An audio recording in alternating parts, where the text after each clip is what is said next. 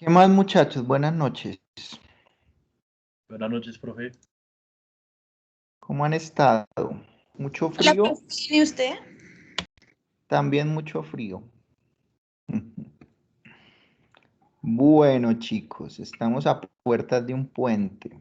Entonces hoy podemos hacer la clase, está bien tarde ya que vamos a tener 3 días para descansar. Bueno, chicos, entonces, ¿cómo les fue con el taller de la vez pasada? Bien, profe. ¿Cierto? Estaba Bien, fácil. profe. Pues como nadie me preguntó, pues por eso es que supongo que no tuvieron inconvenientes. ¿Cómo les fue con el último punto?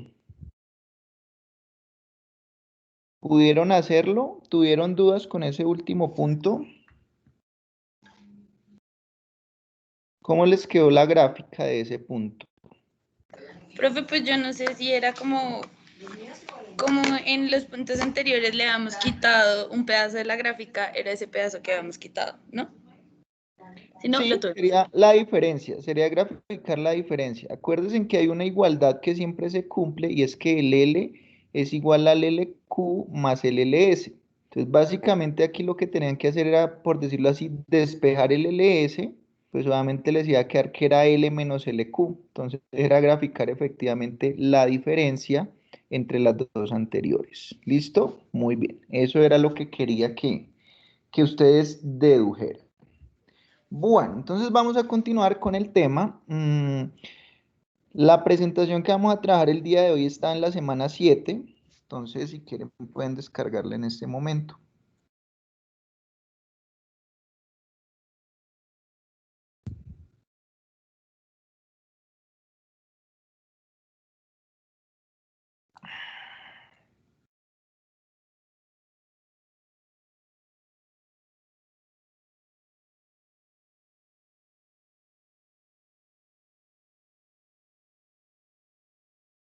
Ujú.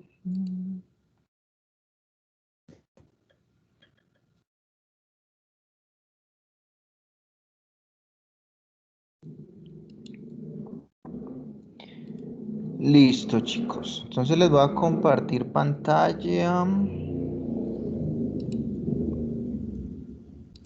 Listo, y esto será lo que vamos a ver la clase de hoy. ¿Listo? Generación de observaciones de variables aleatorias. Entonces, vamos a ver esto cómo se une o qué tiene que ver con la simulación manual. Entonces, recuerden que normalmente yo estoy haciendo el proceso como a la inversa, o sea, en el orden inverso al que se realiza en la vida real, pero pues ya al final van a ver por qué.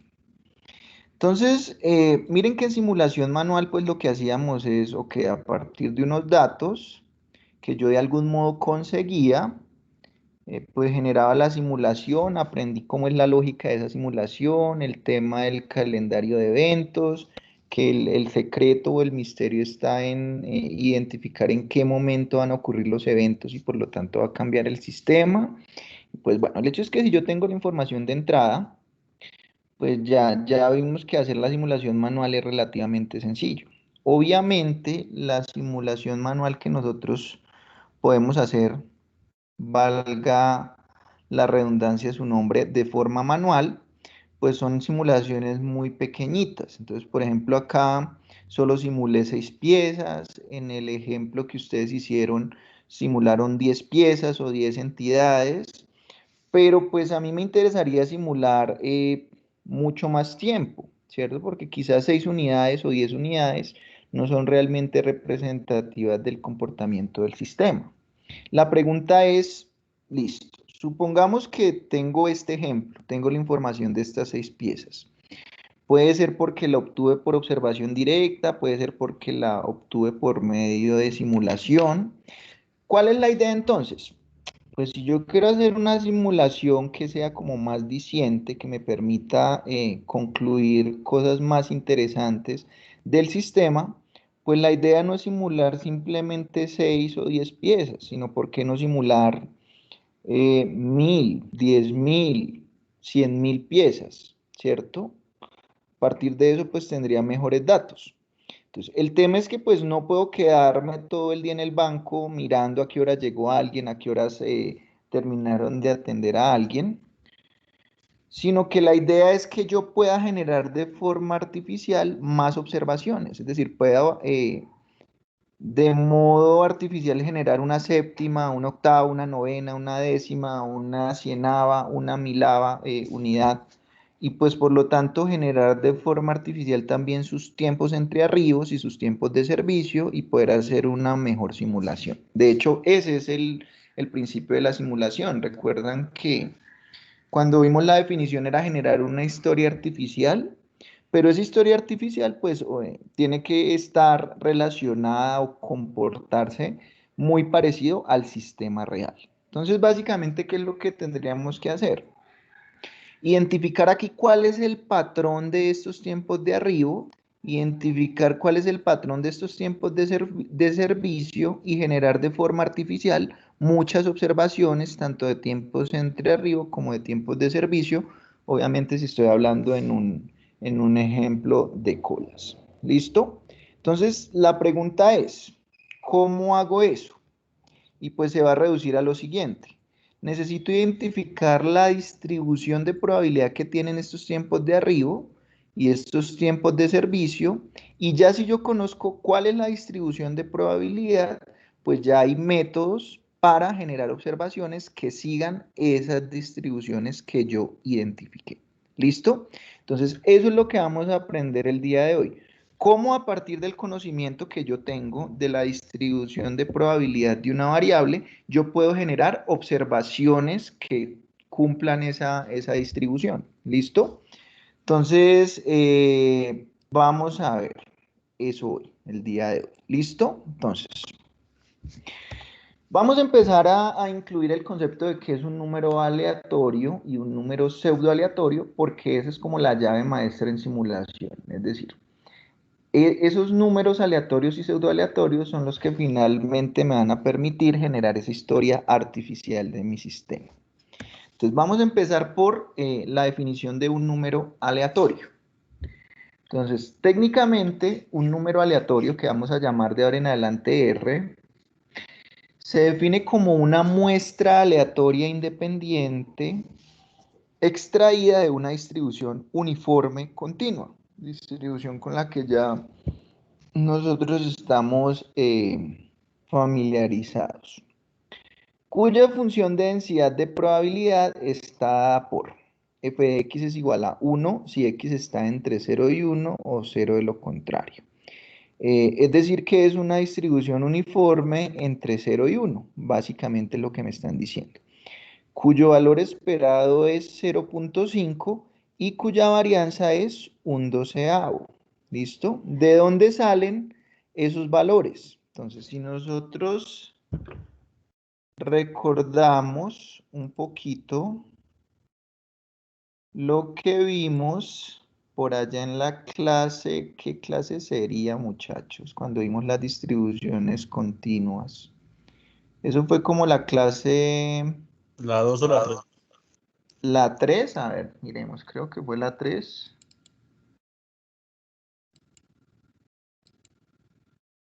Sí. Entonces miren que cuando empezamos a ver las distribuciones continuas, la primera que vimos,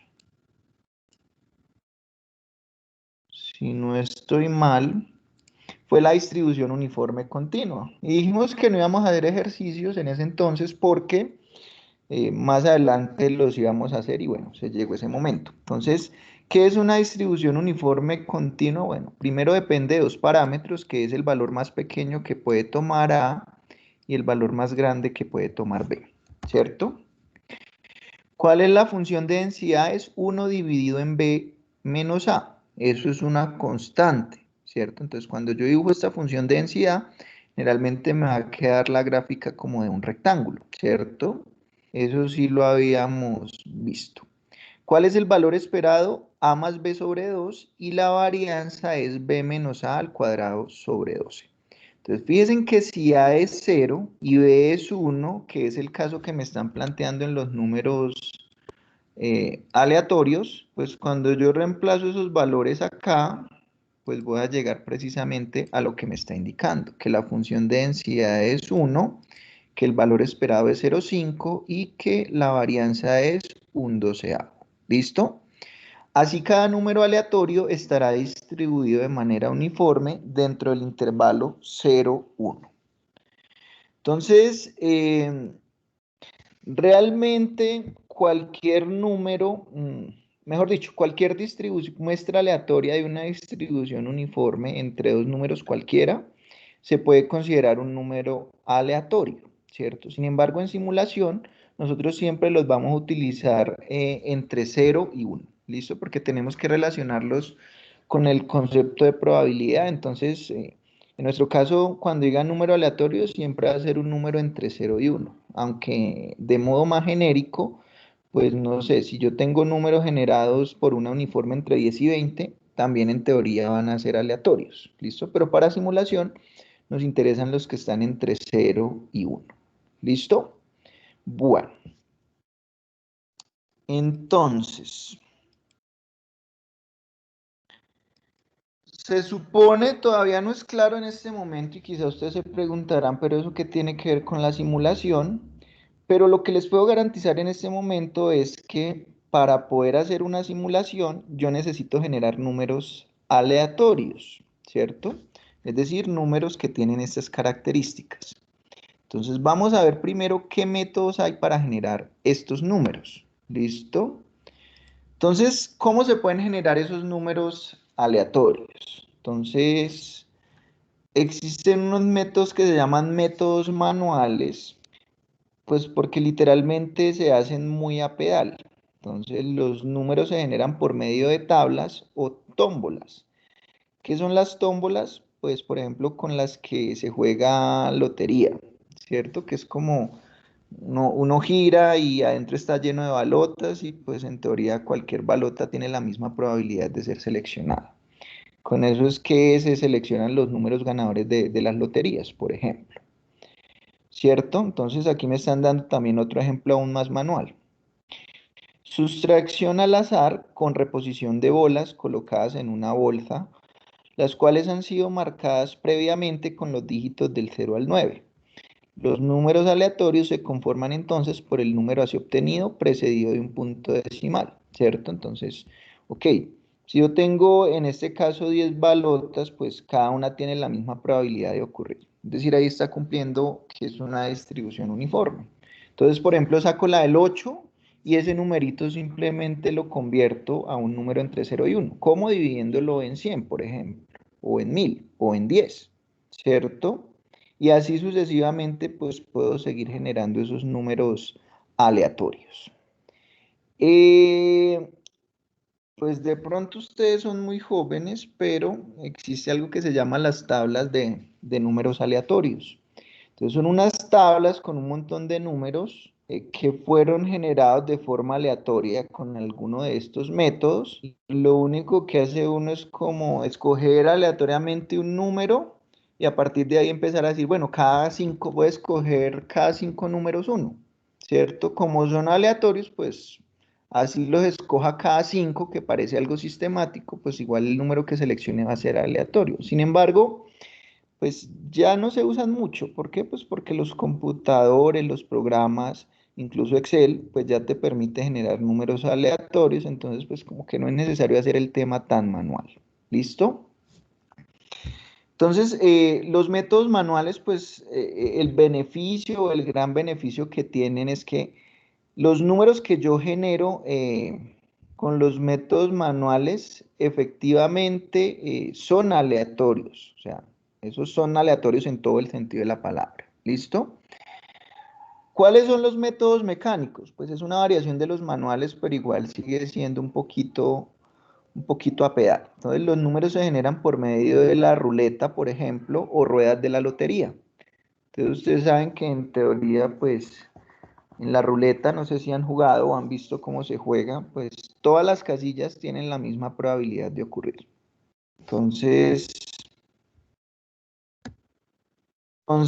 ¿Qué? Entonces, pues también sería válido.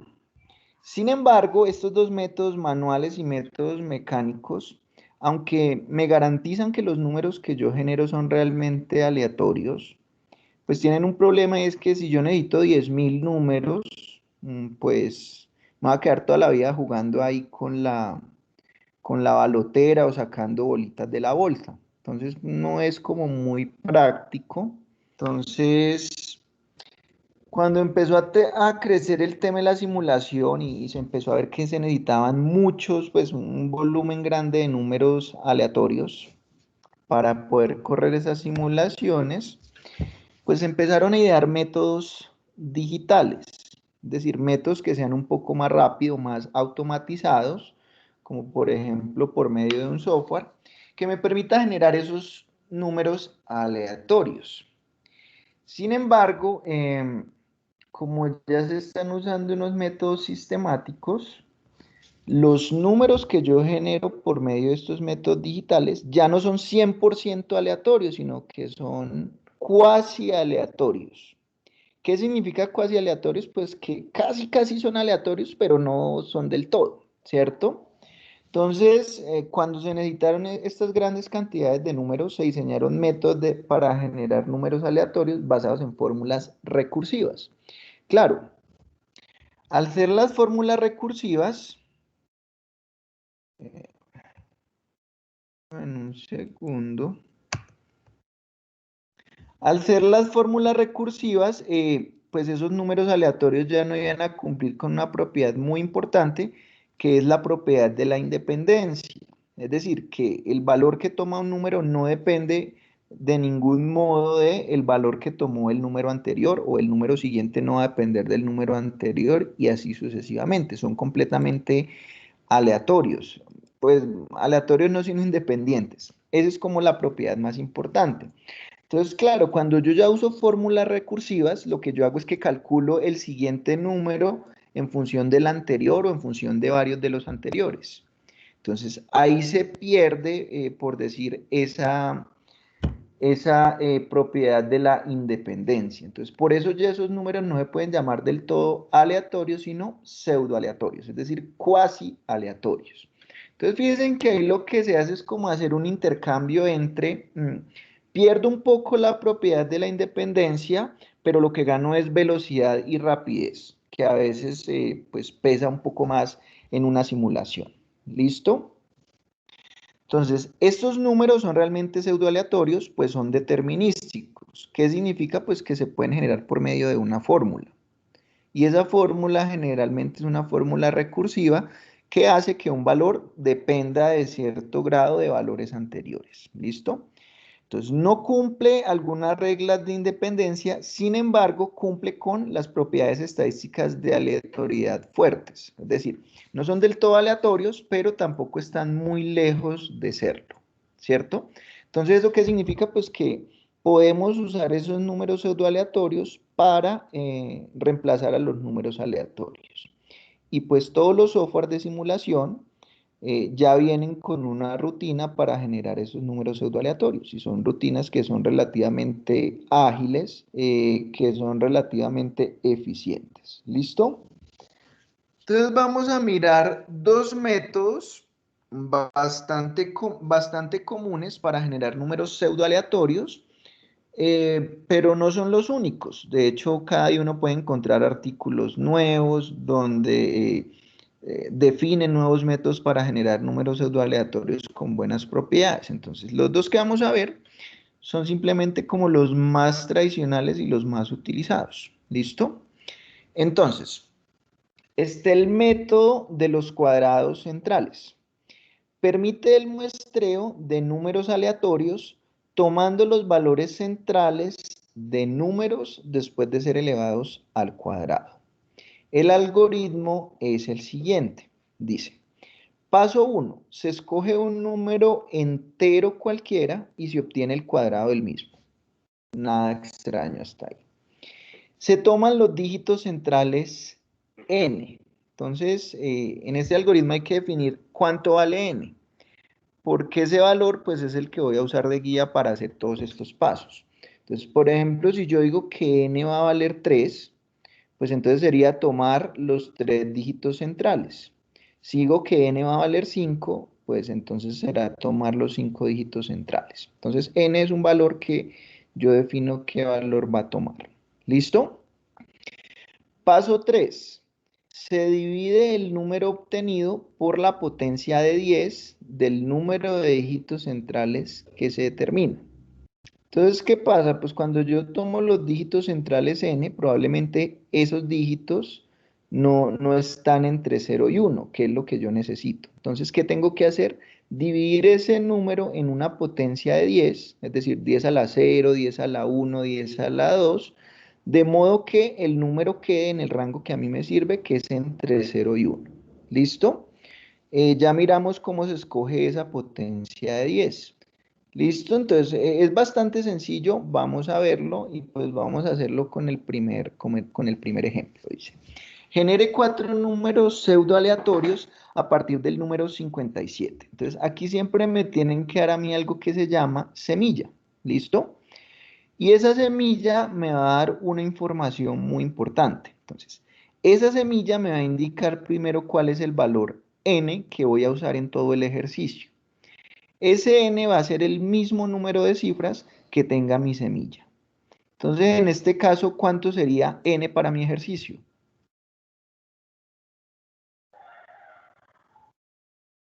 En el ejemplo 1, chicos.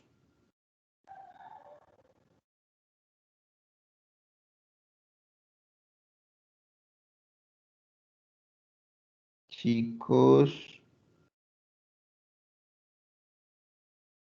¿cuánto sería el valor de n para el ejemplo 1?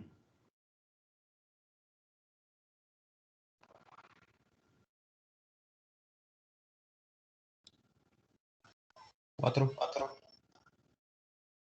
No, ¿por qué 4?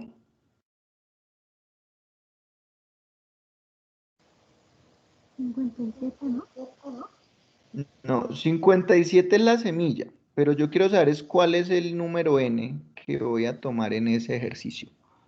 Se los acabé de decir, chicos.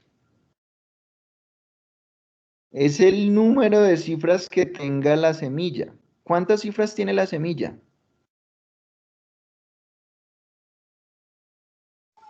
2. 2. Entonces el valor para mi ejercicio va a ser n igual a 2. Es decir, siempre voy a tomar los dos dígitos centrales en el paso número 2. Y eso también me indica cuál es la potencia de 10 en la que yo debo dividir. Entonces, ¿cuál es la primer potencia de 10? Es decir, la potencia más pequeña de 10,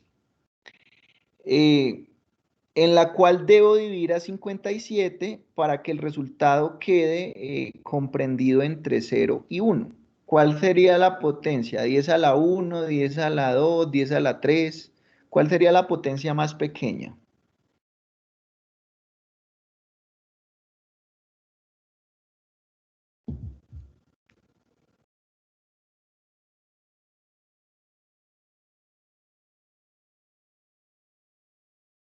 Chicos, ¿cuál sería la potencia más pequeña?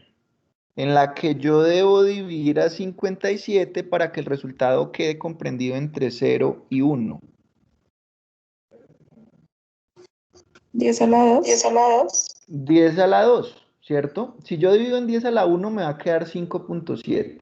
Claramente no está en el intervalo que necesito.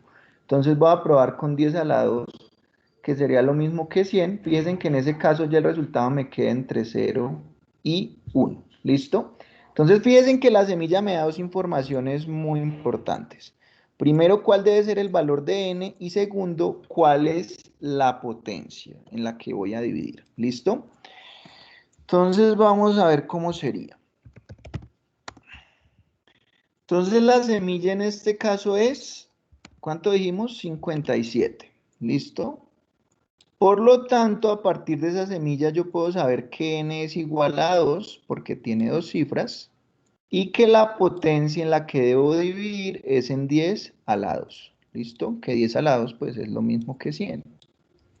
Ese valor de n no va a cambiar a lo largo del ejercicio, va a permanecer constante. ¿Listo? Entonces vamos a empezar a aplicar pues los pasos que me están diciendo ahí. Entonces, ¿cuál es el paso número 1? Se escoge un número entero cualquiera y se obtiene el cuadrado del mismo. Entonces, en el primer caso, pues tomo la semilla. Ese sería mi número entero. y se obtiene el cuadrado del mismo. Entonces, ¿qué tengo que hacer en el paso número 1? Simplemente coger la semilla y elevarla al cuadrado. Entonces, ¿cuánto me da esa semilla cuando la elevo al cuadrado? 3249. Entonces me da 3249. Entonces, ¿qué dice el paso número 2?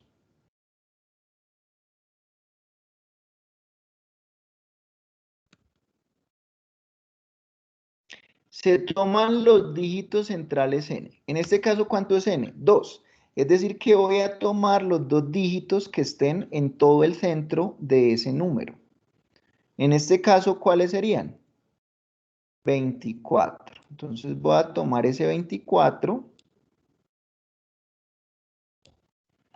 Ese sería mi paso número 2. ¿Y cuál es el paso número 3? Es coger el número del paso 2 y dividirlo en la potencia de 10, que ya sé que en este caso va a ser 100. ¿Listo? Entonces el paso 3 va a ser igual a coger ese 24 y dividirlo en la potencia de 10, que en este caso es 10 a la 2, es decir, 100. Y pues finalmente ahí ya voy a obtener mi primer número aleatorio, que sería ¿cuánto en este caso? 0.24, ¿cierto? Ese sería mi primer número aleatorio R1. ¿De acuerdo? Entonces, ¿cómo hago para generar el segundo? Entonces, para generar el segundo, lo que voy a hacer es que como semilla voy a coger el del paso 2 del anterior, o sea, el 24. Entonces, en este caso, voy a repetir cuál es el paso 1, coger la semilla, que en este caso va a ser ahora este 24, el 57 únicamente sirve como semilla para el primer número.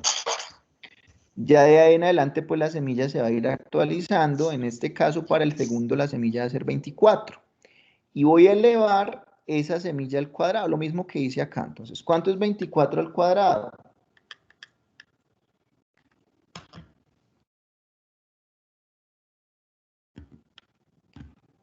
Chicos, ¿cuánto es 24 al cuadrado? 576.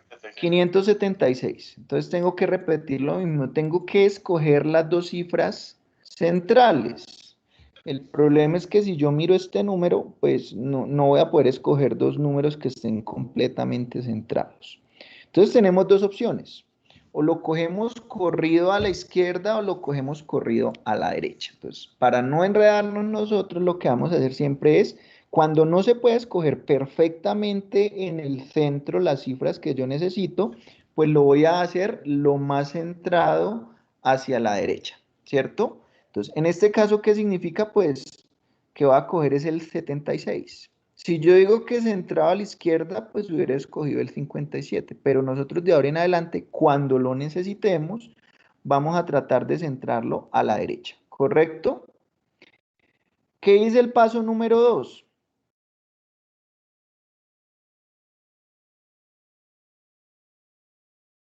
Es seleccionar precisamente esas dos cifras. ¿Y qué dice el paso número 3? Pues lo mismo, coja el resultado del paso anterior y divídalo en la potencia de 10 necesaria, que ya sabemos que es 100 y esa potencia tampoco va a cambiar a lo largo del ejercicio. Y pues bueno, este sería mi segundo número pseudoaleatorio, 0.76. ¿Listo? Este sería mi R2. ¿Cuál sería mi R3 entonces? En el paso 1, ¿cuál va a ser ahora mi nueva semilla para R3? Va a ser ahora 76. ¿Listo? Ese 76 lo voy a elevar al cuadrado y me da 5776. ¿Listo? ¿Qué tengo que hacer en el paso número 2? Escoger las dos cifras centrales. En este caso, pues, miren que las puedo coger perfectamente en el centro. Entonces voy a escoger aquí el 77. Y pues bueno, ya vieron que cuánto va a ser entonces el tercer número pseudoaleatorio. 0.77. ¿Listo? Y así sucesivamente, pues puedo seguir generando esos números pseudoaleatorios. Entonces, miren que es un procedimiento bastante mecánico y bastante sencillo. No sé si hay alguna duda al respecto o es claro cómo funciona.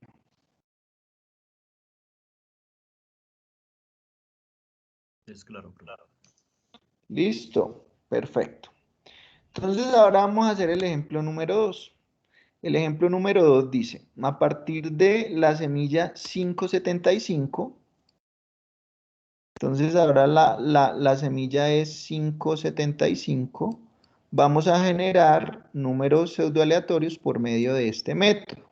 Entonces en este caso, ¿cuánto va a ser n para este ejercicio? 3. ¿Y cuál va a ser la potencia de 10 en la que debo dividir?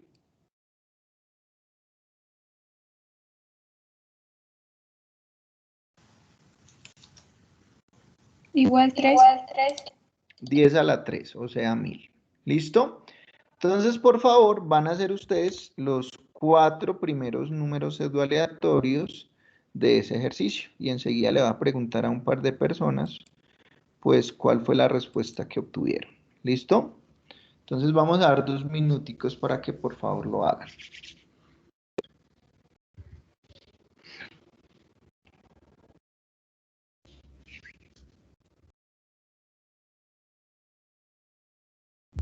Y mientras lo hacen, voy a aprovechar y a llamar a lista.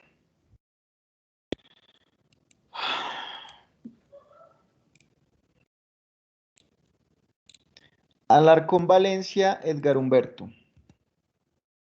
Profe, presente. Angarita Pinilla, Miguel Felipe. Presente, profe.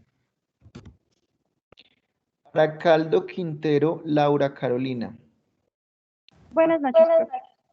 Buenas noches. Bosa Castellanos, Camilo Andrés. Buenas noches, profe. Buenas noches. Carranza Melo, Paula Andrea. Presente, profe. Díaz Molina, Nicole Daniela. Presente, profe. Franco Cetina, Lina María. Presente, profe.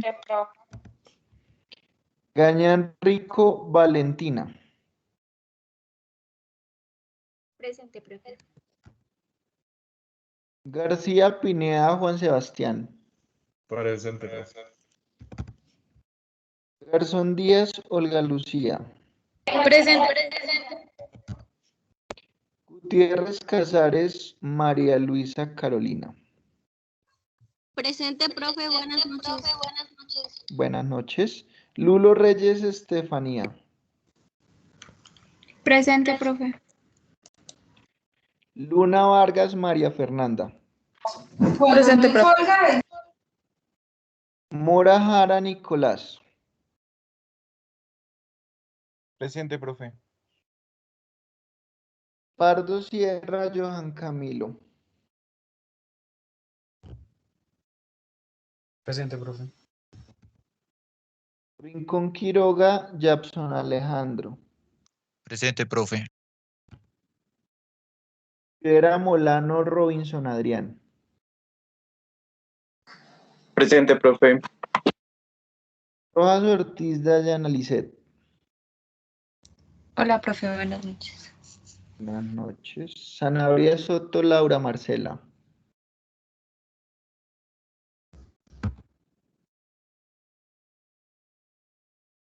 Ya vi el chat. Y Triviño Peñuela, Laura Jimena. Presente, profe. Listo, muy bien. Qué juicio. Todos asistieron. Bueno. Entonces, Johan Camilo Pardo, contame porfa cuánto te dio R1, R2, R3 y R4.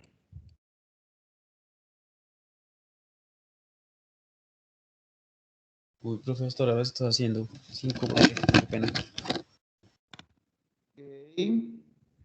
5 minutitos más, profe. Un momentito. Bueno, 2 Tampoco minuticos he más. ¿Listo? Profe, qué pena, ¿será que puede colocar el pen un momento? Claro que sí.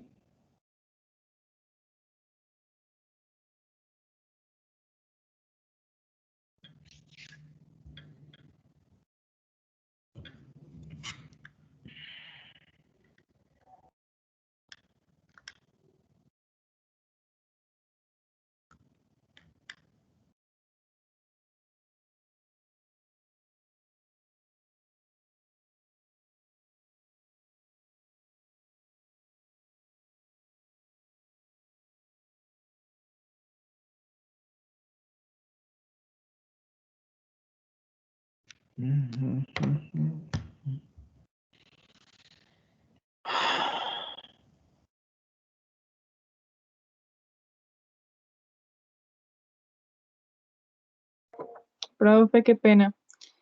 Hola. Hola, profe. Es que pues, yo estoy confundida en una cosa. En este, digamos, a mí me da un número cuando lo elevo a la 3 me da un número largo, ¿sí? Sí. Dice que se escoge el número central, ¿verdad? Pero ahí se escoge un número central de 3 cifras, de 2 cifras. ¿Cuánto es n en este ejemplo? 3. Ah, entonces Es decir, escoge. que debes escoger uno de 3 cifras. Ah, listo, profe, gracias. Dale. E igual se eleva a la 3 ese número, ¿verdad, profe? O se sigue elevando a la 2. No, no. El paso número 1 siempre es elevar a la 2, independiente del valor de n. Profe, pero si digamos, a mí me da 0,6 para el siguiente, utilizo 6 como semilla. Sí, exacto. ¿Listo? Eleva a 0,6 elevado al cuadrado. Y si después me da decimal, No hay ningún problema. ¿Pero qué igual, te va a dar decimal? igual. Ah, no, mentiras, no, no, nada, ya. Dale.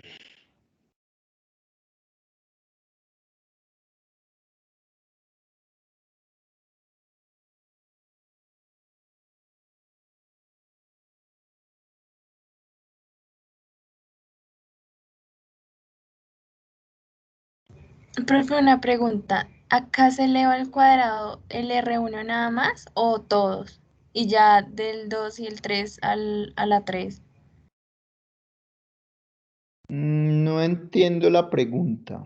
El paso 2 de Pasó. cualquiera de los números, R1, perdón, el paso 1 de cualquiera de R1, R2, R3 y R4 siempre es el mismo, que es elevar la semilla al cuadrado. Ah, listo, profe. Gracias.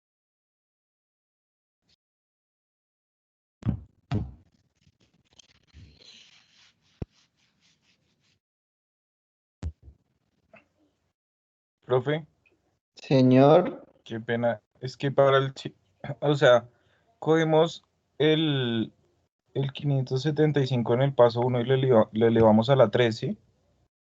¿por qué la 3? Porque ese es n, ¿no? O se elevas a la 2. Veamos el algoritmo de la diapositiva. Listo, entonces dice. El paso 1 dice, se escoge un número entero cualquiera y se obtiene el cuadrado. Entonces miren que aquí siempre dice el cuadrado, no dice que se eleva a la n. Listo, entonces el paso 1 siempre va a ser elevar al cuadrado la semilla, por decirlo así. ¿Listo? Independiente del valor de n. Donde uso el valor de n es para saber cuántos dígitos selecciono y pues para saber en qué potencia debo dividir. ¿Listo?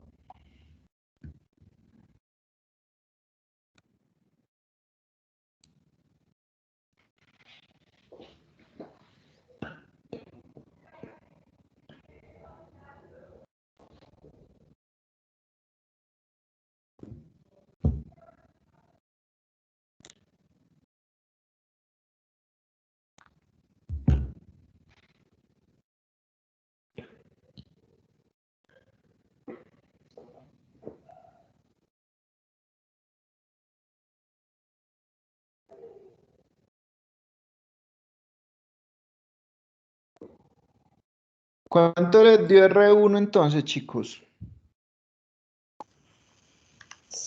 0.062, profe. Me dio a mí. Es correcto. Igual. Listo, es correcto. Eso es R1.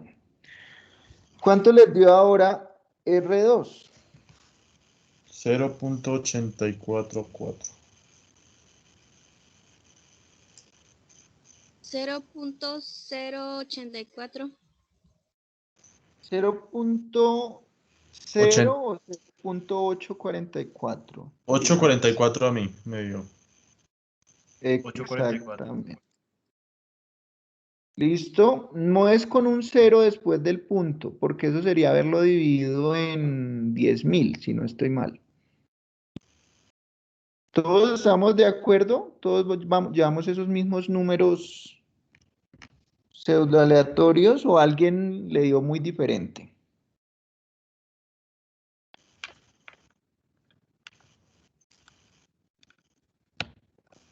Ok, ¿cuánto nos daría entonces R3?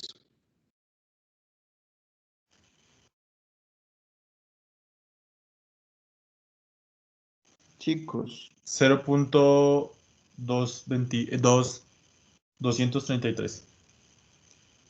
correcto. Correcto, a mí también me da eso. Y finalmente, el último, ¿cuánto daría? 0.289 o 84. A mí me da 0.428. A mí igual, profe, 0.428. Ah, sí, sí, sí. Es que ahí sí quedan perfectamente centrados. Entonces recuerden que yo lo corro a la derecha, pero cuando no tengo la posibilidad de cogerlos exactamente en el centro. ¿Listo? Esos serían mis 4 números pseudoaleatorios. ¿Listo? Y pues de ahí en adelante puedo generar más los que yo necesite. Entonces es un método pues relativamente sencillo. ¿Alguna duda, alguna inquietud? ¿Es claro, chicos?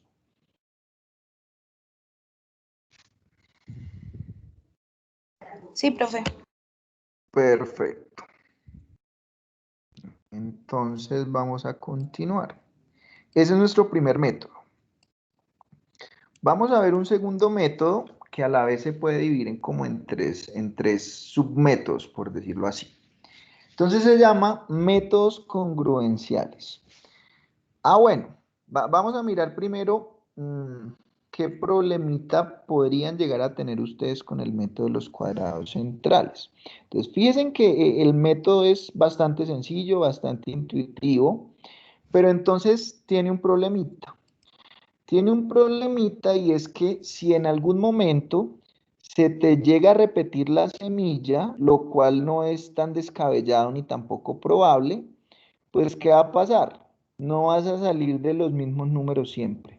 Se te van a estar repitiendo periódicamente y obviamente al repetirse periódicamente ya ni siquiera serían números pseudoaleatorios, ¿cierto? Entonces ahí ya no te servirían. Entonces, esta es una como de las fallas que podría tener este método. Entonces, digamos que tú necesitas 1000 números aleatorios para tu simulación, pero cuando hacen el 500, ¡pum! Por casualidad se te repitió la semilla, entonces se te van a empezar a repetir otra vez los mismos 500. Entonces, ahí ya no te servirían, porque ya no serían ni siquiera pseudo aleatorios, ¿cierto? Entonces, ese es uno de los problemitos. O sea, la agilidad no todo es perfecto, mejor dicho. ¿Listo? Entonces es un riesgo que se puede correr aquí con este método. ¿Listo? Bueno, entonces vamos a mirar el segundo método. Los métodos congruenciales. Entonces, son generados a partir de una fórmula congruencial. Entonces, esta cantidad que yo llamo NI no es que sea como tal el número pseudoaleatorio, sino que es una cantidad auxiliar que me permite calcular después el número pseudoaleatorio. ¿Cómo? Con esta fórmula. Entonces, ¿a qué es igual el número pseudoaleatorio? A la cantidad auxiliar multiplicada en este valor m. ¿Listo? ¿Y qué es m? Pues es un número que yo escojo, es un parámetro al cual yo le doy un valor antes de iniciar el ejercicio. ¿Listo? Entonces vamos a mirar un poquito el tema de cómo calcular el NI, que es la cantidad auxiliar que finalmente me permite calcular el R sub I, que es lo que en el fondo me interesa. ¿Listo? Entonces, aquí el subíndice I lo que me va a indicar es una posición, ¿cierto? Es un subíndice que me indica una posición. Entonces, por ejemplo, si I es igual a hoy, pues I menos 1 será igual a ayer. I menos 2 va a ser igual antes de ayer. I menos K pues será hoy menos K días hacia atrás. Entonces, eso es lo primero que necesito que tengan muy claro. El subíndice de la N indica la posición. ¿Listo? La posición en una organización temporal. Entonces, aquí, ¿qué me están diciendo? ¿Cómo se calcula el NI? Entonces, me están diciendo que para calcular el NI, yo tengo que aplicar la función módulo, ¿cierto? Módulo cuyo parámetro es M. Ya vamos a recordar un poquito qué es esa función. ¿Y a qué se le aplica la función módulo? A una función, o sea, a otra función, valga la redundancia, que miren que va a depender de observaciones en tiempos pasados. Entonces, por ejemplo, aquí estoy diciendo que para calcular el NI, que es el valor que va a tomar n en el ahora, tengo que usar una función que depende de los valores que tomó antes, ¿cierto? n-1, n-2 hasta n-k. Y al resultado de toda esa función le voy a aplicar adicionalmente la función módulo. Entonces vamos a recordar por un momento que es la función módulo aplicada a un número. ¿Listo? Finalmente esa función que yo tengo ahí se va a convertir en un número. Entonces, ¿cómo funciona la función módulo? Entonces, la descripción es como lo siguiente. A módulo B. Así se escribe. ¿Cierto? Entonces, pero entonces, permítame, hago algo para diferenciar. Entonces, A módulo B. Entonces, escúchenme en palabras qué significa esa función o cómo opera. Entonces, ¿qué es el resultado de A módulo B? Es el residuo que quedaría si yo divido de forma entera A en B. Básicamente eso sería. Repito, es el residuo que queda cuando yo divido de forma entera A en B. ¿Listo? Entonces, vamos a ver eso que les dije que significa en términos de números. Entonces, por ejemplo, si yo digo 10 módulo 2, ¿eso qué resultado me debería dar? Según lo que les acabé de decir. O sea, sería el residuo que queda cuando yo divido 10 de forma entera en 2. ¿Listo? ¿Qué significa de forma entera? Como dividíamos nosotros en primaria. En primaria nosotros nunca dividíamos en 2.3 o en 5.4 y el cociente nunca nos daba un valor decimal, ¿cierto? Siempre nos daba entero. Entonces lo mismo vamos a hacer aquí. Entonces, ¿cuál sería el valor de 10 módulo 2 en este caso? 0. 0. ¿Listo? ¿Por qué 0? Pues porque si yo cojo 10 y lo divido en 2, y pues eso me da que 5 por 2 es 10 y 10 0, pues miren que el residuo que me quedó aquí fue 0. ¿Listo? Entonces, por ejemplo, si yo digo 7 módulo 2, ¿a qué sería igual?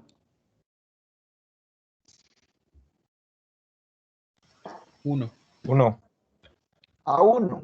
¿Listo? ¿Por qué igual a 1? Pues porque si yo divido 7 en 2, entonces me va a dar 3 por 2, 6, y queda un residuo de 1, y le decían a uno en primaria, y como 1 es más pequeño que 2, no lo puedo seguir dividiendo, entonces ahí ya le queda un residuo de 1. ¿Listo?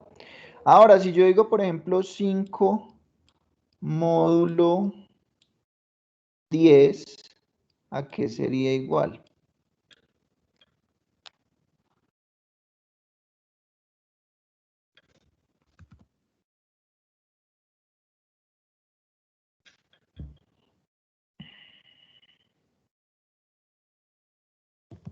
¿Cero también, profe? No sería 0, sería 5. Como no alcanzo a dividir ni una vez, entonces va a quedar el número original. ¿Listo? Entonces sería algo como, bueno, ese no aplica tanto acá porque si yo divido 5 en 10, ¿qué es lo que pasa? Pues no puedo dividirlo ni una vez, ¿cierto? Entonces va a quedar como residuo el mismo 5. ¿Claro eso, chicos? ¿Claro cómo funciona la función módulo? Entonces miren que aquí lo que me están diciendo es haga esto mismo, sino que este número, por ejemplo, este 5, que es el que voy a aplicarle el módulo, pues va a ser el resultado de una función, ¿cierto? Una función de n-1. Va a ser el resultado de valores que ha tomado antecito esa variable. Por ejemplo, ni-1, ni-2 y así sucesivamente. Pero básicamente lo que va a tener que hacer al final es eso, coger el número que me dé esa función y aplicarle la función módulo. ¿Listo? Esa es la esencia de los métodos congruenciales. Entonces, ¿en qué va a diferenciar? Vamos a ver 3 métodos congruenciales, pues la única diferencia aquí va a ser esta función. ¿Listo? Pero todo lo demás siempre va a funcionar igual. El ni es sacarle el módulo m a esa función y después el número pseudo aleatorio será simplemente dividir esa cantidad ni en un valor m que yo defino desde el principio. ¿Listo? Entonces, estos son los 3 métodos congruenciales que vamos a ver. Hay más, pero estos son como los más importantes. Entonces, está el primero que es el método congruencial multiplicativo, en el cual simplemente miren que la función va a ser una constante multiplicada por el valor que tomó ni en el momento inmediatamente anterior. Anterior con respecto al que yo necesito calcular. Entonces miren que para calcular ni, yo necesito conocer el valor de ni menos 1. Entonces miren que por eso también se pierde la independencia, porque ahí estoy haciendo que este dependa de un valor anterior. Y eso va en contra de el principio de la independencia. ¿Listo? En el método congruencial aditivo, entonces miren que la función es simplemente sumar los dos valores anteriores que ha tomado el ni. ¿Listo? Y tenemos el método congruencial mixto, el cual es una combinación de los anteriores. Entonces, coger una constante, multiplicarlo por el valor anterior que tomó el n, y a todo eso sumarle otra constante b. ¿Listo? Esa sería la función ahí, y a eso se le aplica el módulo m. ¿Listo? Entonces ahí no hay como pierde. Entonces vamos a hacerlo con un ejemplo. Dice, usando el método congruencial mixto, genere 3 números pseudo aleatorios. Si se sabe que n0 es igual a 7, a es igual a 13, b es igual a 5 y m es igual a 100. ¿Listo? Entonces vamos a hacerlo por aquí en Python.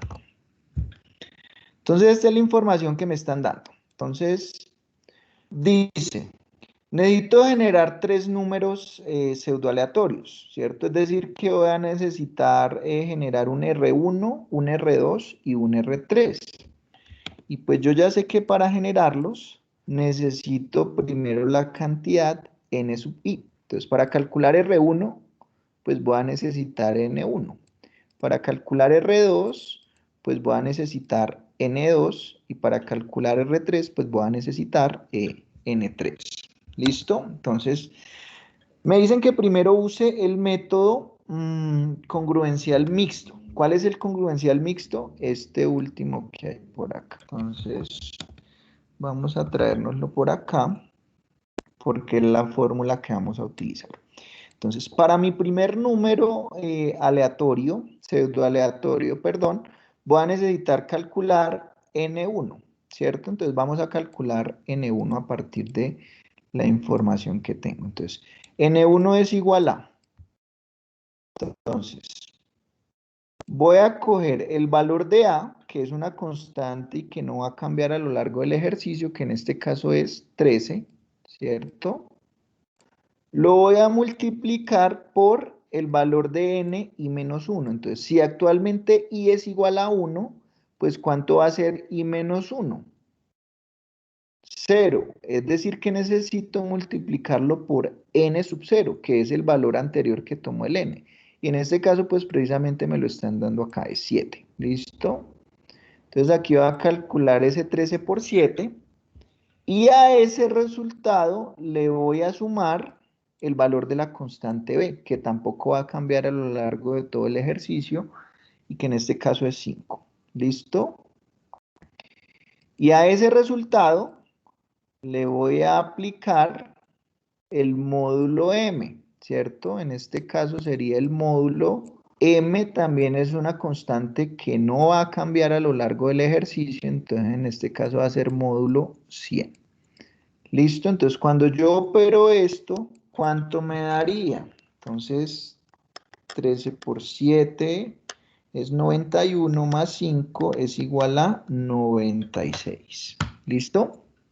Entonces N1 va a ser igual a 96 módulo 100. ¿Listo? ¿Y cuánto es 96 módulo 100? 96. 96. Sería nuevamente 96. ¿Listo? Entonces ya tengo el valor de N1. Esto es N1. Esto es N1. ¿Listo? Entonces si ya tengo N1, pues puedo calcular R1. Entonces, ¿a qué es igual R1? Simplemente hacer a N1, que en este caso es 96, dividido en M, que en este caso es 100. O sea que ahí el valor es igual a 0.96. ¿Listo? Ese sería mi número pseudo aleatorio. ¿Listo? Ya tengo el primero, entonces vamos para el segundo. Entonces, para calcular el segundo, ¿yo qué necesito calcular? N2. ¿Listo? ¿Y a qué es igual N2? Entonces va a ser lo mismo. Va a ser igual a, que no va a cambiar y va a seguir siendo 13. Pero ahora lo voy a multiplicar. ¿Por qué? ¿Por qué lo multiplico ahora? Por 96. Por 96, que sería ni menos 1, ¿cierto? Si es 2, pues n y menos 1 sería n1. Entonces, en este caso sería por 96.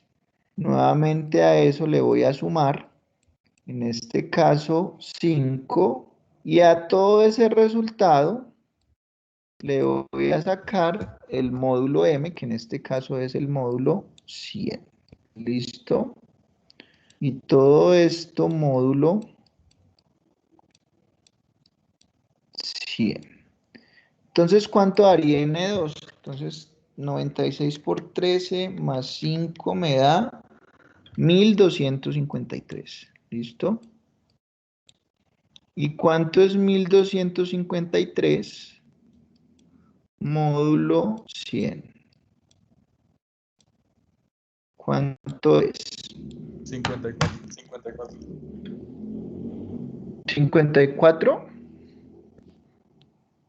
53. 53. Sería 53. ¿Listo? Y como ya sé cuánto es N2, pues podré calcular R2 fácilmente, simplemente cogiendo a N2 y dividirlo en M, que es 100. Por lo tanto, me daría 0.53 el siguiente número. ¿Listo? Y entonces ustedes me van a ayudar. ¿Cuánto sería R3 ya directamente? Ayúdenme por favor con el cálculo,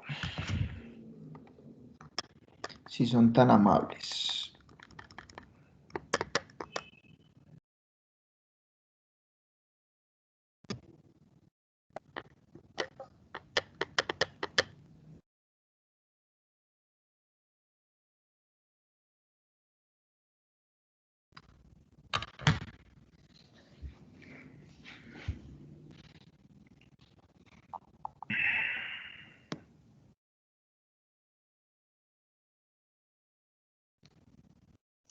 94 me dio a mí. O sea, el número pseudoaleatorio sería 0.94. ¿Listo? Y efectivamente eso es. Entonces miren que también es relativamente sencillo usar este método. Tiene el mismo problema del método anterior, y es que si en algún momento se empieza a repetir, por ejemplo, el NI menos 1, si por casualidad más adelante me vuelve a dar 53, pues voy a seguir generando siempre los mismos números pseudoaleatorios, y ya no serían ni siquiera pseudoaleatorios. Entonces también es rápido, pero pues también tiene ese problema, ¿cierto? Entonces hay semillas más buenas que otras.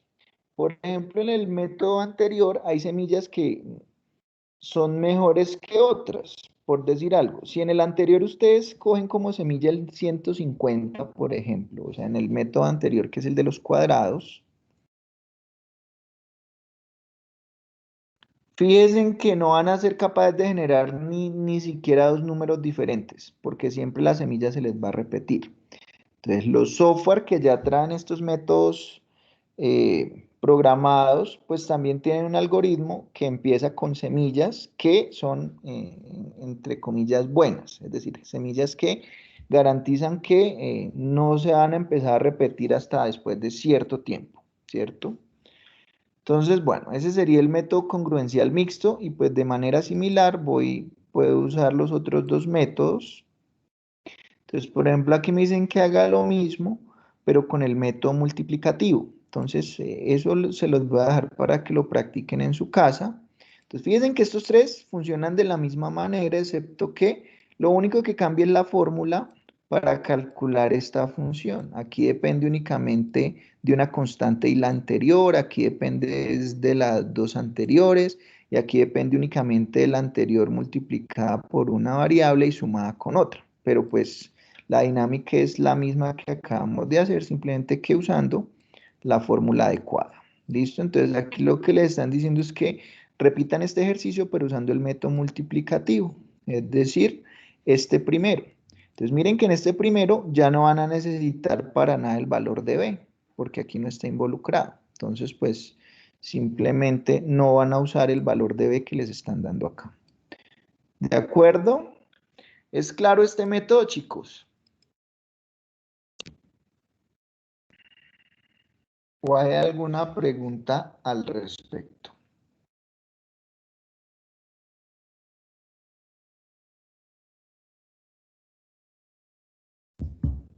¿Todo bien? ¿Ya Bien, están profe. ustedes en puente o qué? Bueno. Ya estamos en tierra caliente, profe. ¿En serio? Eso sí me da envidia de la mala. Bueno. Entonces, consideraciones importantes que hay que tener a la hora de generar esos números que, bueno, en el fondo van a ser realmente pseudoaleatorios por alguno de estos métodos. Primero, la rutina de generación debe ser rápida, es decir, tiene que permitirle usted generar números rápidamente. ¿Por qué? Porque puede que en una simulación usted necesite 10.000 números. Entonces necesita generarlo rápido, por un lado. La rutina no debe requerir mucha memoria. Entonces, ¿a qué se refiere con eso? Pues ustedes saben que el computador lo que hace es operaciones matemáticas y pues dependiendo del procedimiento, él guarda en la memoria esas operaciones. Entonces, si ustedes tienen un método muy complicado, donde para generar cada R tienen que hacer como 10 operaciones, pues eso va a empezar a consumir memoria de su computador. Y aunque a ustedes les parezca irrisorio, por ejemplo, si ustedes necesitan generar 100.000 números aleatorios en Excel, su computador ya se vuelve lento. No sé si lo han intentado, pero ya se vuelve relento, porque eso empieza a ocupar mucha memoria. Ustedes dirán, pero es un numerito, pero ocupa memoria porque si son 100.000 números y cada uno requiere 5 operaciones y el computador tiene que guardar entonces 5 valores por cada número, pues la memoria de su computador no es infinita, ¿cierto? Entonces empieza a fallar también. ¿Y qué pasa si empieza a fallar únicamente con la generación de los números aleatorios o pseudoaleatorios? Pues para hacer la simulación ahí sí que va a quedar peor, porque en la simulación ya vieron que yo necesito guardar mucha información de varios datos, ¿cierto? No es como cuando uso una formulita que ya meto el valor A, el B o pero y tengo la respuesta, ¿no? En la simulación, miren que tengo mucha información, ¿listo?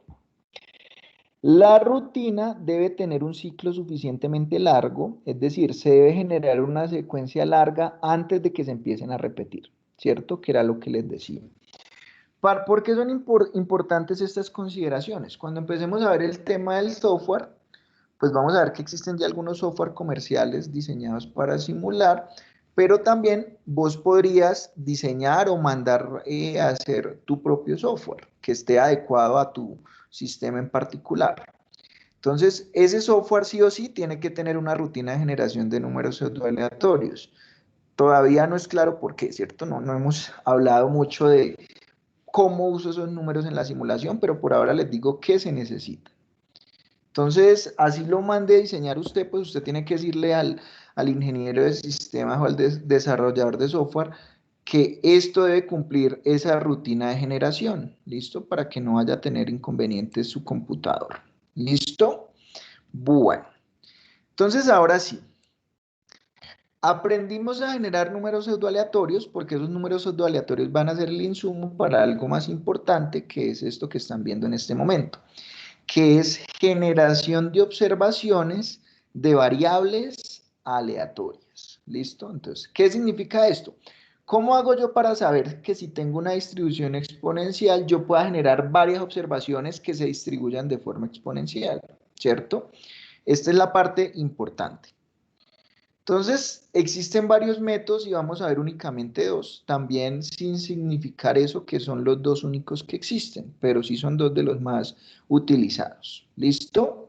Entonces, ¿qué es lo que vamos a hacer ahora? Aprender a generar observaciones aleatorias de una distribución en particular.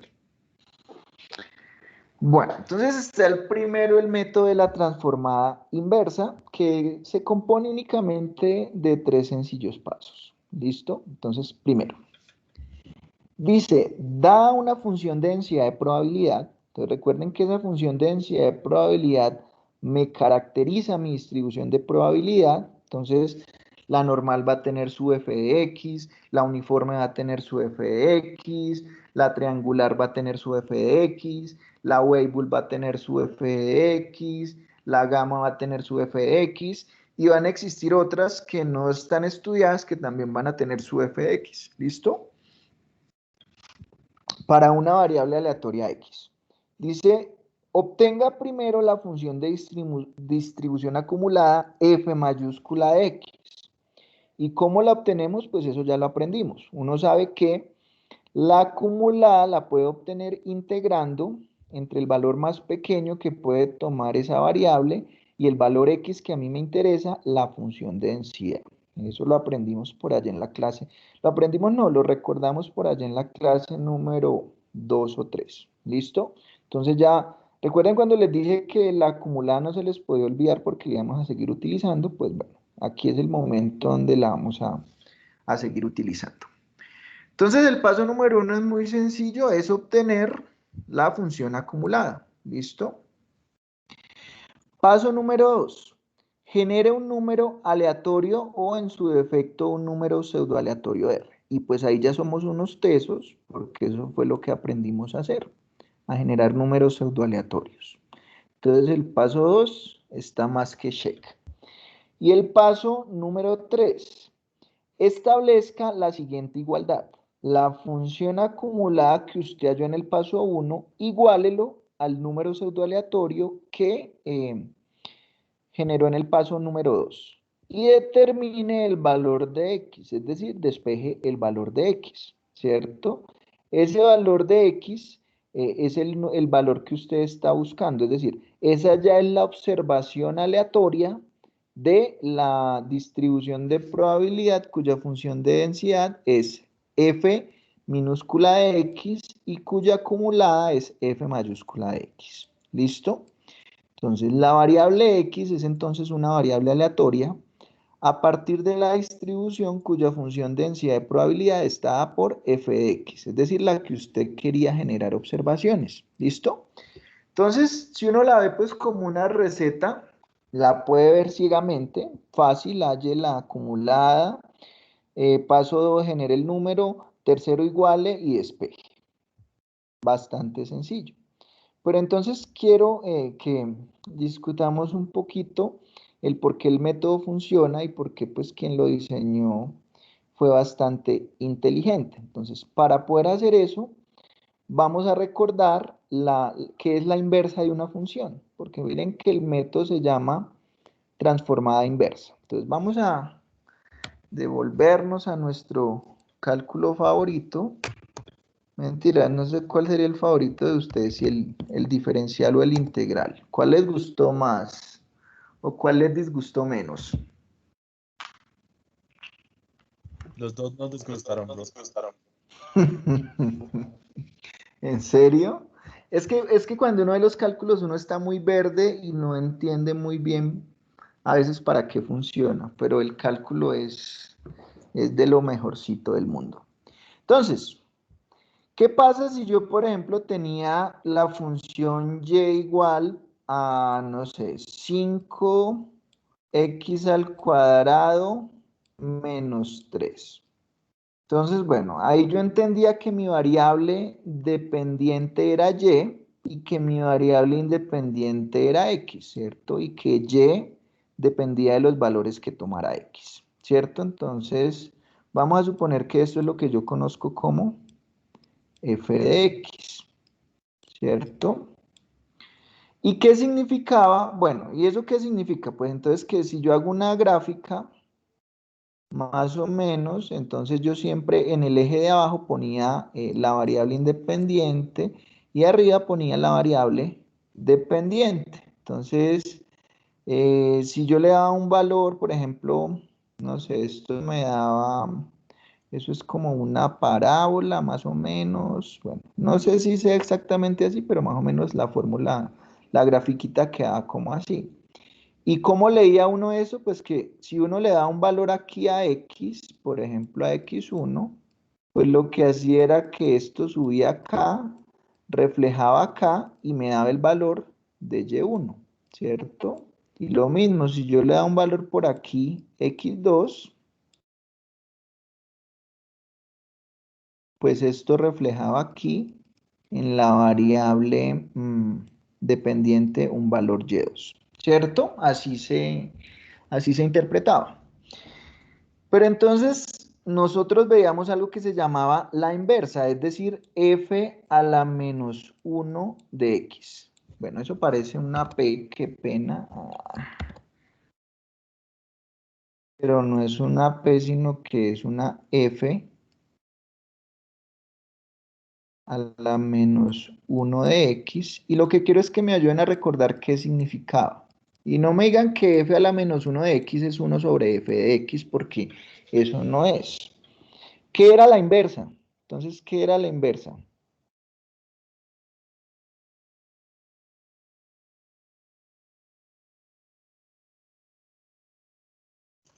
No me acuerdo bien, pero creo que era la derivada. No. Es más, uno veía la inversa antes de aprender la derivada. Eso lo veía uno al principio de Sí, cálculo cuando hacía el pero repaso de funciones. no me acuerdo bien. Es de cálculo diferencial.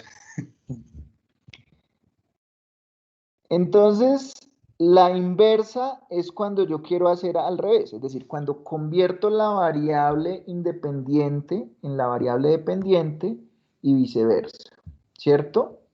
Esa es la función inversa. Entonces, si yo tengo que f de x es igual a 5x a la 2 menos 3, entonces ahí en este caso y es la dependiente y x es el independiente.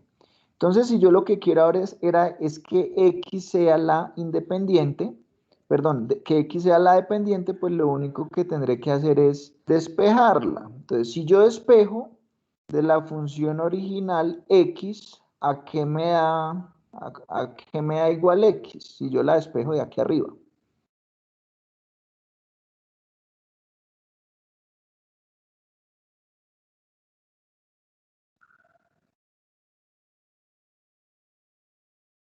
Me ayudan despejando, porfa, que a mí ya se me olvidó porque hace tantos años vi cálculo y álgebra que ya no me acuerdo de despejar.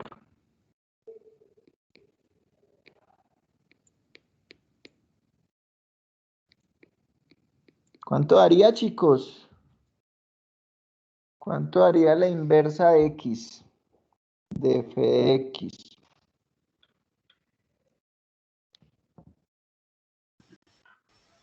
Despejar X, ¿sí, profe? Señor, Despejar X, ¿sí? sí, exacto. Raíz cuadrada de Y más 3 sobre 5. Muy bien, muy bien.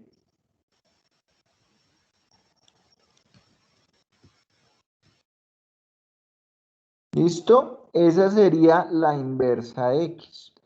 Entonces ahí es como si yo mirara, pero al revés, es decir, como si yo mirara, como si doy el valor aquí de y3 y lo que hago es que voy y lo cruzo para hallar el valor de x al que corresponde. ¿Cierto? Entonces, miren que lo negrito iba en qué dirección.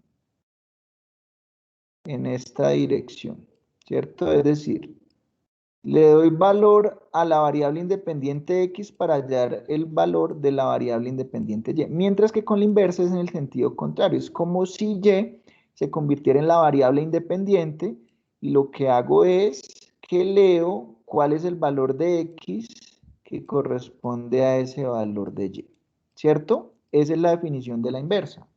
¿Es clara? ¿Es claro qué es la función original y la inversa de la función?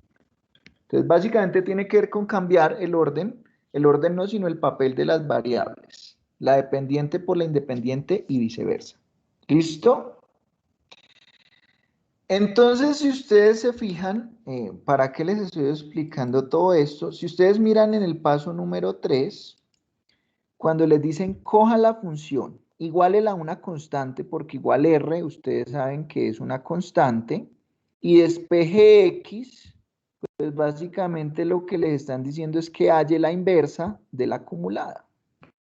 Entonces miren que al despejar yo X, que fue lo que hice acá, pues lo que estoy haciendo es hallar la inversa. Entonces aquí en el paso 3, sin decírmelo en esas palabras explícitas, lo que me están diciendo es halle f-1 de x. ¿Listo?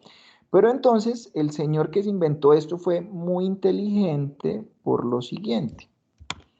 Entonces ya vamos a pensar en una variable aleatoria. Y vamos a pensar en que yo estoy graficando la acumulada. ¿Listo? Estoy graficando f de x. Entonces, aquí van a ir los valores que puede tomar mi variable, ¿cierto? Los valores que puede tomar mi variable x. Y aquí arriba va a ir el valor de la función acumulada. ¿Cuál es el valor más grande que puede tomar la función acumulada? Acuérdense que la función acumulada me mide la probabilidad que hay a la izquierda del valor x, ¿cierto? El área que hay a la izquierda del valor x. Entonces, ¿cuál es el valor más grande que puede tomar esa función?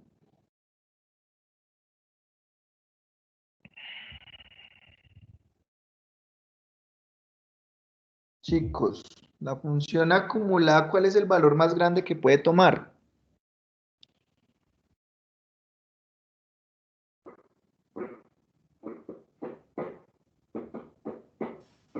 ¿1? 1, ¿cierto? Entonces, esa función siempre va a ser creciente, porque entre x más vaya creciendo, pues el área a la izquierda también va a ir creciendo. Entonces, más o menos es como de esta forma esa función. Y el valor más grande que esto puede tomar es 1. Y el valor más pequeño que puede tomar es 0, ¿cierto? Entonces, miren que lo que está haciendo el método es que él me dice, ok, genere un número pseudoaleatorio. Obviamente ese número pseudoaleatorio va a caer entre 0 y 1, es decir, va a caer, por ejemplo, por aquí. Usted generó el número pseudoaleatorio y le dio, por ejemplo, 0.72. Entonces, ¿qué es lo que le están diciendo? Pues iguálelo a la función de acumulada. Entonces miren que cuando me dicen que lo iguale, lo que estoy diciendo es que esa f de x es igual a ese valor y simplemente mire eso, cruce con qué valor de x corresponde. Y este sería el valor que estamos buscando. Miren que en el eje x precisamente lo que yo hago es mirar los valores que puede tomar la variable. Esas serían mis observaciones. Entonces miren que el señor fue súper inteligente porque él dijo, ah, claro, igualémoslo a la acumulada, que ya sabemos que debe estar entre 0 y 1. Por lo tanto, si yo genero un valor, un número pseudoaleatorio, pues va a estar, pues va a ser un valor posible de esa función y simplemente miremos, crucémoslo en el eje X con qué valor de X corresponde. Entonces, esta sería mi primera observación. Después, vuelvo y repito y genero otro número pseudoaleatorio. Me doy, por ejemplo, 0.3. Entonces, pues, ¿qué va a hacer? Pues cruce esto. Ay, perdón, discúlpeme que ahí sí me descaché. No sé por qué me fui por allá. Entonces, coge ese 0.3 y mire a qué valor de X corresponde. Esta sería su segunda observación. Y así sucesivamente. Genere otro por acá. Por ejemplo, un R3. Y pues cruce eso y mire a qué valor de X corresponde. Y esa sería su tercera observación. Y así yo puedo generar aquí miles o cientos de observaciones, generando miles y cientos de números pseudoaleatorios y usando el concepto de la función inversa y en este caso precisamente la inversa de la acumulada. ¿Listo? Entonces, esa es como la lógica, es decir, no quiero que se aprendan los 3 pasos, sino que quiero que entiendan un poquito el por qué funciona. Y pues es bastante interesante. ¿Listo? ¿Sí es claro eso, chicos?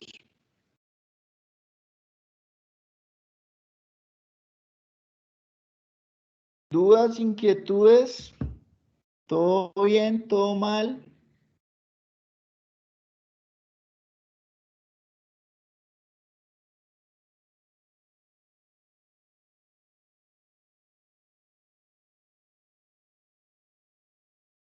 Bueno, entonces vamos a hacer un ejemplo ya que están tan callados. Entonces, vamos a usar esto. Dice, sea la función de densidad de probabilidad f de x, x medios, con x entre 0 y 2. Miren que no es ninguna distribución de probabilidad conocida, es una cualquiera que podría aparecer.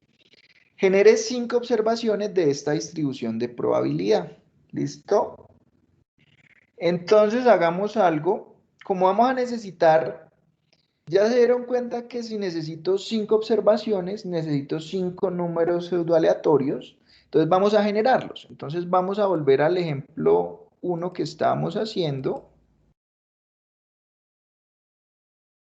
Vamos a usar estos. ¿Listo? Vamos a usar estos 4 que ya tenemos aquí.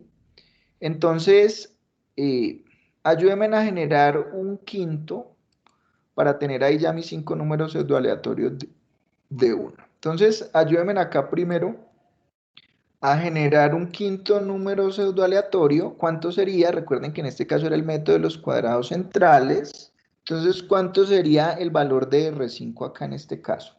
Para trabajar con esos números pseudoaleatorios.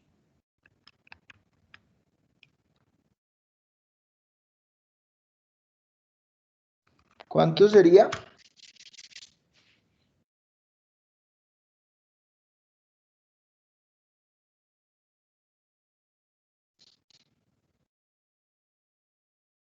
$0.318.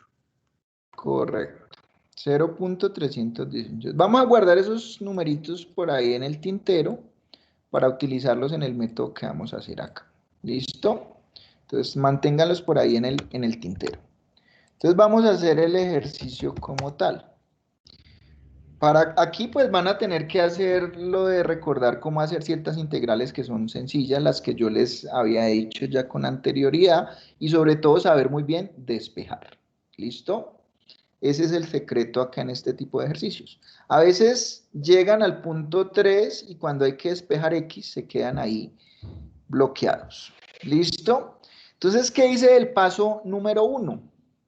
¿Quién me lo lee?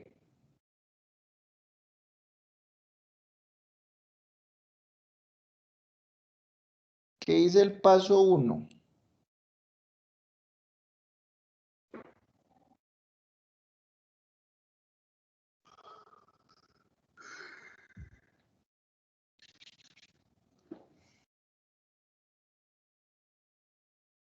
¿Qué dice el paso number 1? Dice, dada una una función de densidad de probabilidad fx para una variable aleatoria x, obtenga la función de distribución acumulada f mayúscula de x como... Y Como pues dice que integral. f... Ujú. Ok. Entonces, el paso número 1 es simplemente obtener la fórmula de la función acumulada. Entonces, ¿a qué es igual la función acumulada? Pues ya saben que es simplemente la integral entre el valor más pequeño que puede tomar esa variable y un valor x de la función de densidad, es decir, la que es minúscula. Entonces, en este caso, si yo miro, esta es mi f de x. Entonces, simplemente sería integrar entre el valor más pequeño que es 0 y x,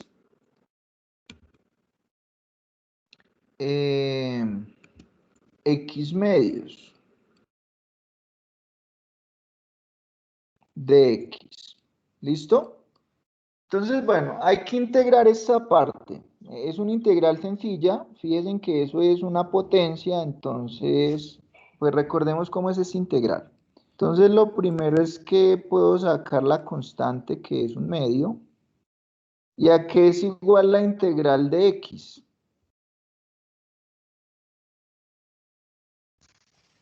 X al cuadrado sobre 2. X al cuadrado sobre 2. ¿Listo? Y eso lo voy a evaluar en los límites que son 0 y x. Entonces eso me va a quedar igual a un medio multiplicado por x2 sobre 2 evaluado en x, pues me va a dar lo mismo.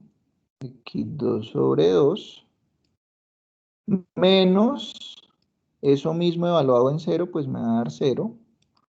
O sea que finalmente esto me va a quedar x2 dividido en 4. ¿Listo? De acuerdo, esa es la función acumulada de probabilidad para esa función de densidad. Entonces ahí no problema. Paso número 2. ¿Qué dice el paso número 2? Genere un número pseudoaleatorio. Eso ya lo tenemos más que hecho. Entonces yo voy a dejar aquí un valor genérico R, que después le voy a dar valores. ¿Listo? ¿Y qué dice el paso número 3?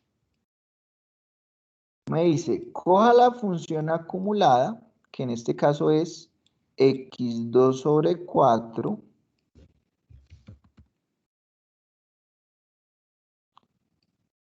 e iguálelo a ese valor R. ¿Listo? Y a partir de ahí, ¿qué tiene que hacer? Simplemente despejar el valor de x. Entonces, ¿a qué es igual el valor de x?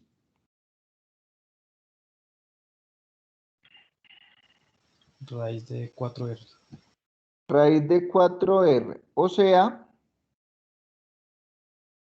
simplificando eso un poquito más para que se vea más bonito, sería simplemente 2 raíz de R. ¿De acuerdo?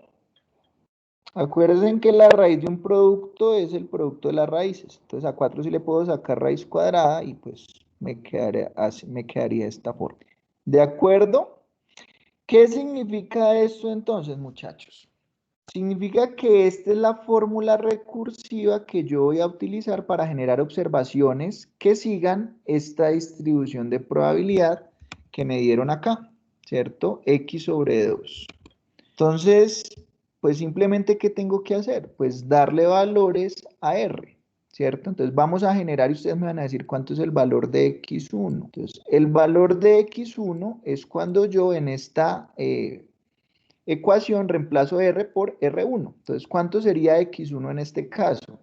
Ustedes que tienen ahí los números aleatorios, pseudoaleatorios a la mano. Entonces, ¿cuánto sería X1? Sería 2 por raíz de R1. Entonces ya ustedes me van a ayudar con el resultado. ¿Cuánto es eso? ¿Cuánto sería 2 por raíz de R1?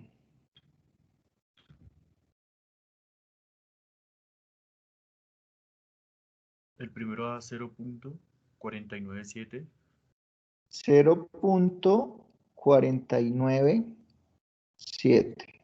¿Listo? ¿Cuánto daría x2? 1.837.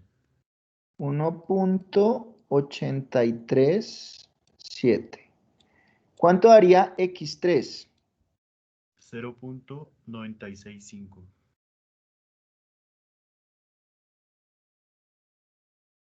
¿Cuánto daría x4? 1.308. ¿Y cuánto daría x5? 1.127. Listo, muchas gracias. Entonces, bueno, lo primero es que yo sé que mi variable aleatoria toma valores entre 0 y 2, ¿cierto? Por lo tanto, ninguna de las observaciones que yo genere, pues pueden salirse de ese rango. Y pues bueno, si miro acá, todas efectivamente están entre 0 y 2. ¿Listo? Pero entonces quiero comprobar, ok, ya seguí el procedimiento, llegué a esos números, pero ¿será que esos valores que yo hallé sí son representativos de la distribución de probabilidad? Entonces vamos a hacer lo siguiente. Vamos a graficar f de x por acá. Vamos a graficar por aquí f de x. Entonces este va a ser x y este va a ser aquí f minúscula de x, es decir, voy a graficar en la función de densidad, no la función acumulada. ¿Cierto? Entonces yo sé que esto toma valores entre 0 y 2. Entonces, ayúdenme a hacer esa gráfica. ¿Cómo? Pues denle valores a x entre 0 y 2 y denle valores a f de x, pues con el valor que le den de x. Entonces, por ejemplo, podemos hacer dos puntos. Por ejemplo, con 0,5, por aquí va a estar 1 más o menos, control Z. Por aquí va a estar 1, por aquí en la mitad. Y por aquí debe estar más o menos 0,5. Entonces, por ejemplo, démosle esos valores, a ver cuánto nos da. Entonces, cuando yo le doy a x el valor de 0,5, ¿cuánto es el valor de f de x?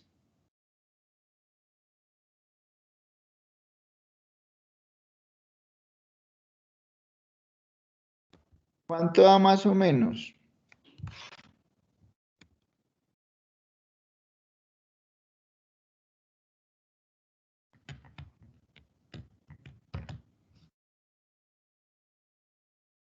Chicos, ¿cuánto da esta función cuando le doy el valor de 0,5?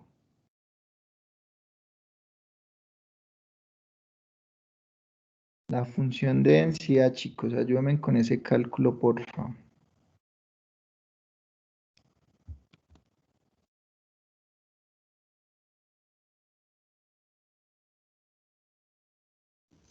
Pues 0.25, ¿no?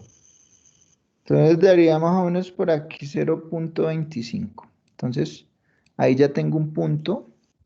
Y como pueden ver, esa f minúscula de x es una línea recta. Entonces, con otro punto que yo le dé, pues ya sé cuánto sería. Entonces, por ejemplo, démosle el valor de 0, ¿cierto? Cuando vale 0, esto también vale 0. Entonces, la función de esto va a ser más o menos así, ¿cierto? En 1, ¿cuánto va a valer en 1? Perdón, ¿cuánto va a valer en 2, que es el valor más grande que puede tomar? Entonces, 2 dividido en 2 da 1, entonces esto por aquí toma el valor de 1, ¿cierto? Entonces, miren que aquí yo dibujé la función de densidad. Entonces, yo ahí ya puedo, por decirlo así, identificar varias cosas sobre esa variable. Entonces, lo primero es, ¿qué es más probable? ¿Que ocurran valores cercanos a 0 o valores cercanos a 2? Según esa gráfica.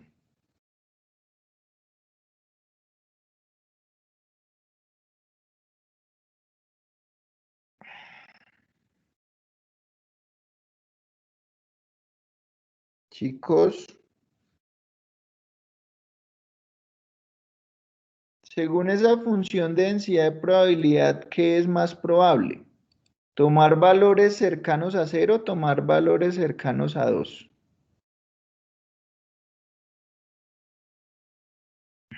A 2. A2. ¿Por qué puedes afirmar eso? Porque pues A2 sería el 100% y digamos a 1.9 sería el 90%. No, pero ojo, esta no es la acumulada. Esta es la F minúscula de X, no la acumulada. Una cosa es la F de X minúscula y otra es la F mayúscula de X. Aquí por casualidad el máximo dio 1, pero esta no es la acumulada. Miren que esta es la F pequeñita. Entonces, es verdad que sí es más probable que tome valores cercanos a 2, pero la justificación no es la correcta. Hay una justificación más sencilla y es algo que ya hemos discutido antes.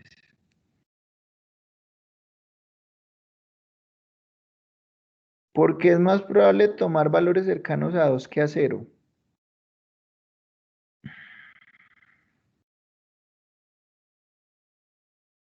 Muchachos. ¿Por qué? Por favor. Por favor, díganmelo. No me hagan sentir que perdí el tiempo.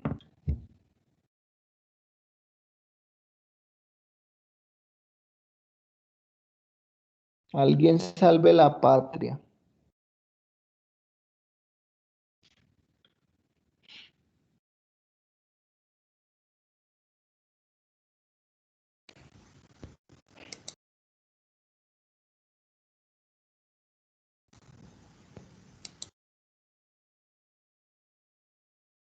Mejor dicho, no seguimos hasta que alguien no me responda.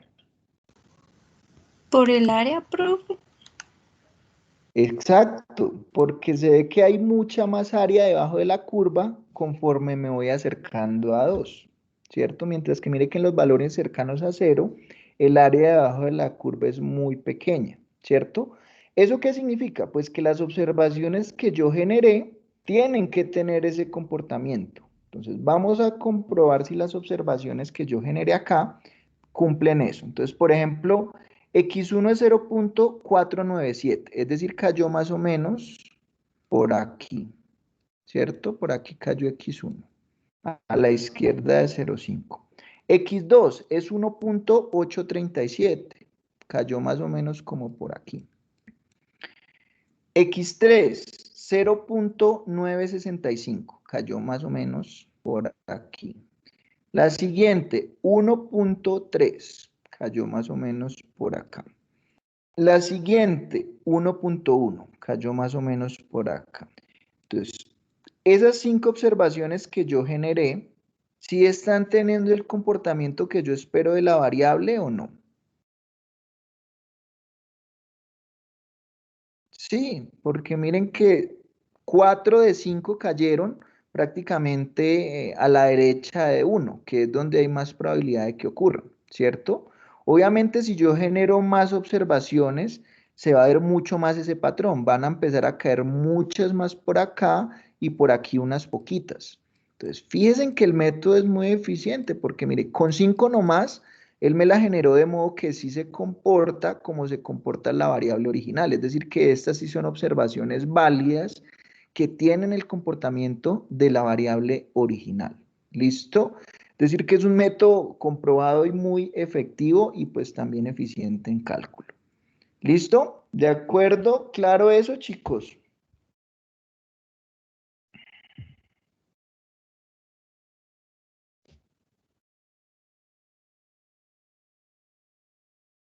Sí, profe. Listo. Bueno, entonces les va a quedar una tarea para el próximo martes y es hacer el ejemplo número 2. ¿Listo? Entonces, ese ejemplo número 2 dice, genere 5 observaciones de una distribución exponencial cuyo promedio es de 0.25 minutos. ¿Listo? Vamos a usar los mismos 5 números pseudoaleatorios que usamos para el ejercicio que acabamos de hacer. Entonces, para el próximo martes, al inicio de la clase, me van a entregar este ejemplo. ¿Listo? Entonces tienen el fin de semana para que lo hagan. Claro lo que tienen que hacer, chicos. De forma individual. ¿Listo? Para entregar el próximo martes.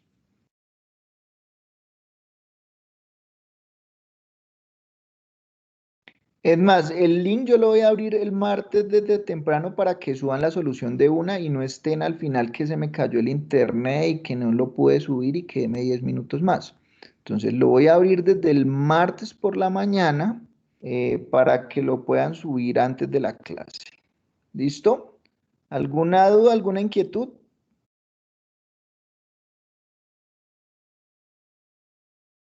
No, bueno, listo chicos. Entonces que tengan un feliz puente, que disfruten y que descansen. ¿Listo? Ah, bueno, en México no es puente, ¿cierto?